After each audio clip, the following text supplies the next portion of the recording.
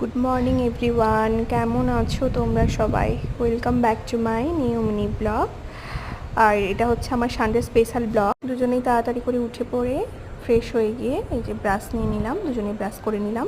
দুজনেই ব্রাশ করে নেওয়ার পর ব্রেকফাস্ট রেডি করে ফেললাম। এই যে দেখো এখানে ম্যাগি হচ্ছে। ম্যাগি করে নেওয়ার পর ম্যাগি আর পোচ এটা আমার বরের জন্য ছিল এবং আমার জন্য ওটস করে নিয়েছিলাম। দুজনে ব্রেকফাস্ট করে নেওয়ার পর আজকে বেরিয়ে পড়লাম একটু চিকেন আনতে, যেহেতু রবিবার সবাই জানো, সবাই চিকেন, একটা রবিবার মানেই চিকেন। এই যে দুজনে মিলে বাজারে চলে গেলাম চিকেন আনতে। এই যে দেখো আমার বর ভিডিও করে দিচ্ছিল পেছন থেকে, ওই যে দুজনে মিলে বেরিয়ে পড়েছিলাম। হাঁটতে হাঁটতে চলে গেলাম এই যে চিকেনের দোকানে। এই যে আমার বর দাঁড়িয়ে রয়েছে, চিকেন কিনলাম দুজনে। এরপর আমাদের একটু আলু নেওয়ার ছিল, সেই জন্য আলু কিনতে গেছিলাম সবজি দোকানে। এই যে আলু নিলাম এখান থেকে, আলু নিয়ে চলে এসেছিলাম।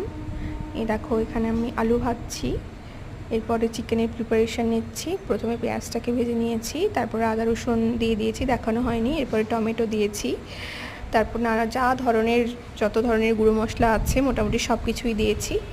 ভালো করে কষিয়ে নেওয়ার পর অল্প একটু জল দিয়েছি, যেহেতু কড়াইতে একটু লেগে লেগে যাচ্ছিলো সেই জন্য জলও দিয়েছি। এরপরে মশলাটা কষানোর পরে আমরা এরপরেই চিকেনটা দিয়ে দিয়েছি।